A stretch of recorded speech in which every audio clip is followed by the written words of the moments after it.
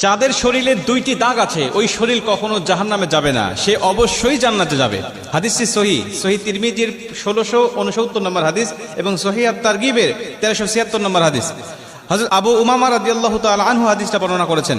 রাসূল সাল্লাল্লাহু আলাইহি ওয়াসাল্লাম বলেন, যাদের শরীরে দুইটা দাগ আছে এবং যাদের শরীর থেকে 2 ফোঁটা তরল পদার্থ নির্গত হয় ওই শরীর কখনো জাহান্নামে যাবে না, সে অবশ্যই জান্নাতে যাবে এবং আল্লাহ পাকের কাছে এই শরীরটা সবচেয়ে প্রিয় শরীর। রাসূল সাল্লাল্লাহু আলাইহি ওয়াসাল্লাম বলেন, 1 নম্বর দাগ হলো যে ব্যক্তি জিহাদের ময়দানে আল্লাহকে খুশি করার জন্য, আল্লাহর দ্বীন কায়েম করার জন্য অথবা আল্লাহর সন্তুষ্টির জন্য যে ব্যক্তি বাতিলের মোকাবেলা করতে গিয়ে শত্রু পক্ষের আঘাতে তার শরীরে ছোট্ট একটা দাগও যদি বসে যায়, এই দাগটা কিয়ামতের ময়দানে সুপারিশ করে বা এই দাগটা থাকার কারণে কিয়ামতের ময়দানে আল্লাহ পাক তাকে জান্নাতে দিয়ে দিবে। নবীজি সাল্লাল্লাহু আলাইহি ওয়াসাল্লাম বলেন, 2 নম্বরে ফরজ ইবাদত সমূহের কোন একটি দাগ যদি তার শরীরে দেখা যায়, যেমন নামাজ পড়তে পড়তে সেজদা দিতে দিতে কপালে